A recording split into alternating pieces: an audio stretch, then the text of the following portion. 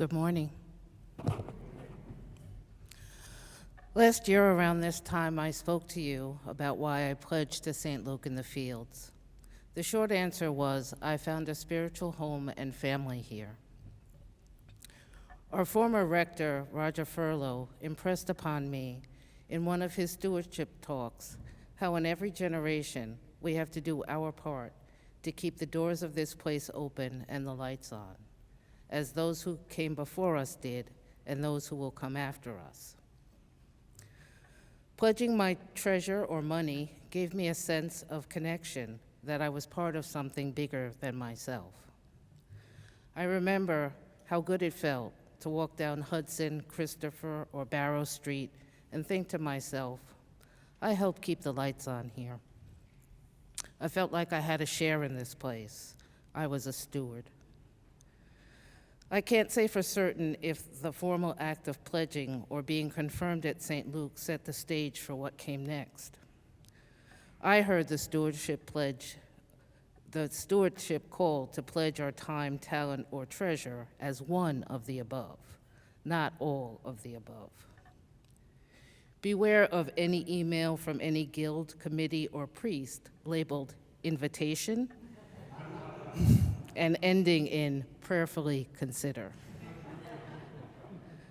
The next thing I knew, I was an usher, a chaperone for what is now Art and Acceptance, weekday mass assistant, reader, guild head for ushers with my wife Monica, and guild head of weekday mass assistants.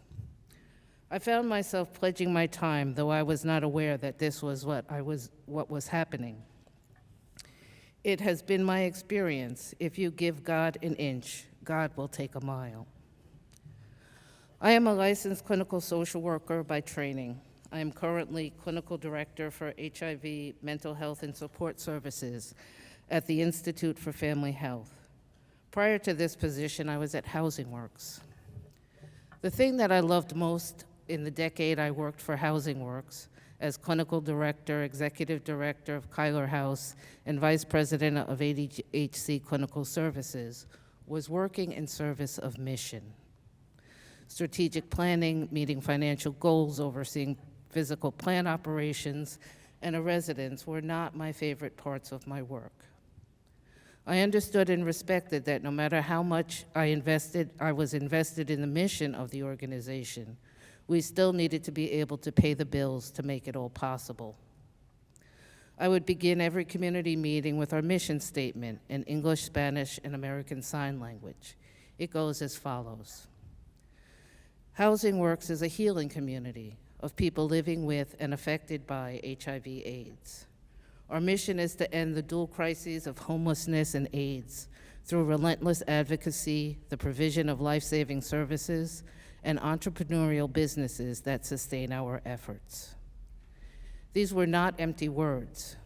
When Giuliani was mayor, he cut off the Housing Works funding that came through New York City due to our relentless advocacy. We almost went under. It was at that time that the entrepreneurial businesses of Housing Works were created. Thrift stores, a bookstore, and a catering business. It was because of the development of these businesses through strategic planning that Housing Works was able to keep their doors open no matter who they pissed off. I want to share with you the impressive work of our stewards serving on our strategic planning committee, finance committee, vestry, and our rector over the last 15 years. In the not so distant past, we were hanging on by our fingertips, as Mother Stacy noted when she kicked off this year's stewardship campaign. Our endowment was dwindling and our expenses rising. We were one crisis away from disaster. The resources needed to maintain a 200-year-old historic block in New York City are enormous. The Strategic Planning Committee saw an opportunity to turn the fallow parking lot in our fields and the leasing of the Barrow Street townhouses into income-generating assets. St. Luke's School became an independent tenant on the block. Our entrepreneurial businesses are the apartment building, thrift shop, and tenants on the block.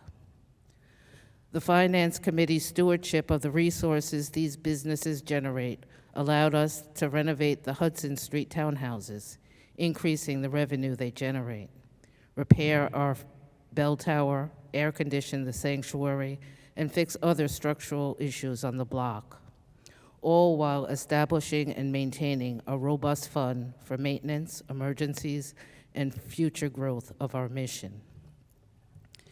It is through the vision, efforts, and years of work of these faithful stewards that we became financially solid. We are in very good hands. I was introduced to the community as treatment model at Housing Works. I came to understand it is through living in community that we are healed and restored. I have found that while healing can happen in individual treatment, it is accelerated in group.